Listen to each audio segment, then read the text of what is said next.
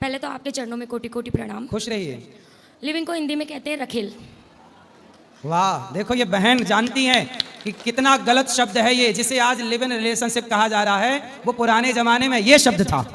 देख लीजिए, और अब लोग इस शब्द को छिपाने के लिए नया शब्द ले आए, और इसलिए भारत की संस्कृति बर्बाद करके ही कुछ लोग करने पे तुले हैं। लेकिन आप लोग समझ गए।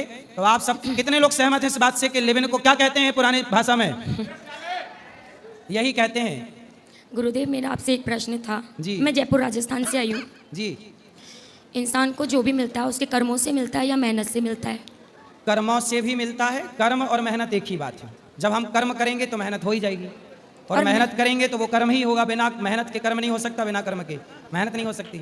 नसीब में होता है। हाँ, नसीब भी होता है। जो आज आप करेंगे, कई लोग क्या होते हैं, ज़्यादा मेहनत करते हैं पर उनका पेट भी नहीं भरता, और कुछ लोग होते हैं जो कम काम करते हैं, कुछ भी नहीं करते, फिर भी उनके पास खूब धन है। तो जो पिछले जन्म में व्यक्ति पुण्य करता है, वो पुण्य इस जन्म में उसे कम मेहनत से भी ज़्यादा धन देता है। तो उसका नसीब था कि पहले अच्छा किया था, आज उसको अच्छा मिल रहा है। और जो बुरा करता है उसे बुरा मिलता है, वो कितनी भी मेहनत करे परेशान ही रहता। गुरुदेव, प्रेमानंद महाराज कह रहे थे कि कर्म हमने इतने बुरे किए हैं, अगर भगवान चाहे तो हमें इतनी बुरी सज़ा दे सकता है, लेकिन उन्होंने हमें दी नहीं, हमें इंसान बना। तो हमने इतने बुरे कर्म जब किए हैं तो फिर हमें इंसान क्यों बना दिया?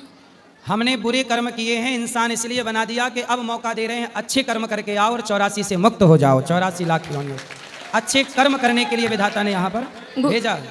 गुरुदेव, मेरी मदर है 75 ईयर्स की, जिनका पूरा जीवन मेहनत करने में निकल गया जी। अब उनकी उम्र हो चुकी, आज भी वो कहती है कि मैं एक लात मारूँ ना तो पेड़ गिरा दूँ, मुझ में आज भी इतनी हिम्मत है।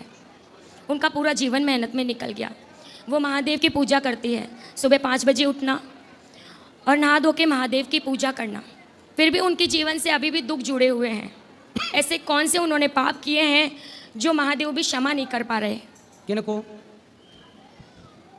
किनको क्षमा नहीं कर पा रहे? मेरी माता जी को। माता जी को बोलना, भगवान ने तो क्षमा किया है। बहुत पाप हो जाते हैं तो हमें जो दंड मिलता है, हमें लगता है कि बहुत मिल रहा है, जबकि वो हमारे पापों के हिसाब से बहुत थोड़ा है, पर ऐसा लगता है बहुत ज़्यादा है। तो आप अच्छे उनसे बोलना, भगवान का नाम जपें, कथाएं सुने, सन्मुख हों ही जीव मोहि जबहि। जब व्यक्ति आत्मसमर्पण कर देता है भगवान को, तो वो कितना भी बड़ा पापी हो, उसी समय पापी से पापी भी मुक्त हो जाता है। पापों से भगवान क्षमा कर देते। अजामिल जैसा पापी नाम लिया, मुक्त हो गया कि नहीं सारे पापों से? ऐसे। तो गुरुदेव, जब हम हमारी बेटी को ससुराल भेज देते हैं जी, उसकी शादी करके, सबसे बड़ा धन तो हम बेटी ही दे देते हैं गुरुदेव। सही है। उससे बड़ा धन तो माँ बाप क्या देंगे?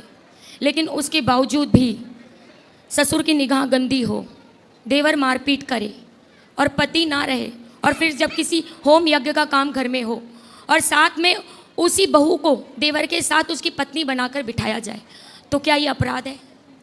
बिल्कुल अपराध है। उसको जबरदस्ती उस लड़की की, उस महिला की इच्छा जाने बिना आप किसी के भी संग उसकी पत्नी बना के क्यों बिठा सकते हैं? गलत है ना ये। मैं अपनी ही कहानी बता रही हूँ गुरुदेव। तो आपकी क्या कहानी है? मैं 10 साल रहकर निकली हूँ ससुराल में। आपके मेरे पति 2 कहाँ बच्चे हैं? तो आपके सामने बैठे हैं। पति कहाँ आपके? मैं पति को छोड़ चुकी हूँ गुरुदेव। क्यों? मैं इसलिए छोड़ चुकी हूँ कि मैं 10 साल रहने के बाद भी, सारा सब कुछ करने के बाद भी, सारे उनके नखरे उठाने के बाद भी, पति कहाँ है? पति तो करता है कहीं काम, उसने दूसरी औरत रख ली और दूसरी औरत तो को आपने क्यों छोड़ दिया पति को? क्या गलती थी पति की, या आपकी क्या गलती थी? वो गुरुजी कैरेक्टर लेस था। पति? उसको मैंने 3 बार आंखों से देखा। जब भी बाहर काम करना चाहता था, मुझे अपने माँ बाप के पास रखना चाहता था, वो अच्छी बात है। लेकिन जब मैं उससे कह रही हूँ कि तेरे माँ बाप मेरे साथ में अच्छा नहीं करते, पीछे से तेरे देवर, तेरे भाई मुझे मारते पीटते हैं, पीछे से तेरे बाप की नज़र मुझ पर गंदी है, क्यों रखना चाहता है मुझे?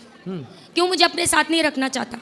लेकिन वो एक बार मुझे अपने साथ, जहाँ काम करता था, प्रॉपर्टी का काम करता है ये कह के, मेरी माता जी ने उसके साथ मेरा विवाह किया।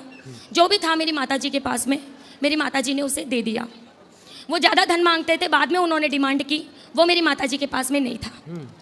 उसके बाद में फिर मैं जब ज़बरदस्ती उसके साथ गई, वो जहाँ काम करता था, वहाँ उसके साथ में मैंने एक लड़की को देखा।